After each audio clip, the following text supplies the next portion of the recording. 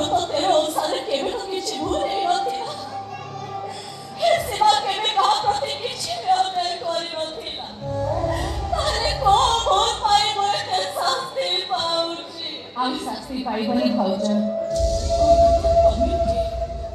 ହଁ ଭାଉଜ, ଯୋଉ ଲୋକ ପାଇଁ ମୋ ଭାଉଜ ଏତେ କଷ୍ଟ ପାଉଛନ୍ତି ସେ ମୋ ସ୍ୱାମୀ ହେଲେ ବି ତାଙ୍କ ସାଙ୍ଗରେ ମୁଁ ଗୋଟେ ଘରେ ରହିପାରିବିନି। ଅଙ୍କିତା, ସେ ତମ ୟୋଗର ପରକାଳର ଦେବତା, ତମ ସାତ ଜନ୍ମର ସାଥୀ। ତାଙ୍କ ସହିତ ସମ୍ପର୍କ କାଟିଦେଲେ ତମେ ବଞ୍ଚିବ କେମିତି ଅଙ୍କିତା? ବଞ୍ଚି ନ ପାରିଲେ ମରଣକୁ ଆପଣେଇ ନେବି ଭାଉଜ, କିନ୍ତୁ ଗୋଟେ ବେଇମାନର ସ୍ତ୍ରୀ ପରିଚୟ ନେଇକି ମୁଁ ବଞ୍ଚି ପାରିବିନି। ଭାଉଜ ପ୍ଲିଜ୍, ଏବେ ସେସବୁ କଥା ଛାଡ଼।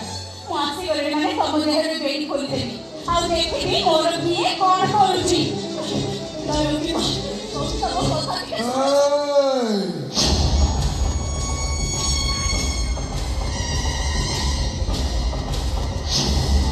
ହଁ, ତୁ କ'ଣ ଭୁଲି ଯାଉଛୁ କି? ବାପ ଘରୁ ଝିଅ ବିଦା ହେଇସାରିଲା ପରେ ବାପ ଘରେ ତାଙ୍କର କୌଣସି ପ୍ରକାର ଅଧିକାର ନଥିଲା। ଗେଷ୍ଟ ନେଇକି ଆସୁ, ଚାହା ମାଗିଲେ କଫି ଦେବି, ବ୍ରଏଲର ମାଗିଲେ ଦେଶୀ ଦେବି, ହେଲେ ଯଦି ତାକୁ ଖୋଲିବାକୁ ଚେଷ୍ଟା କରିବୁ ତ ଗୋଡ଼କୁ ବୁଲେଇକି ଟିକେ କଚି ଦେବି। କାହିଁକି ଏସବୁ କରୁଛୁ?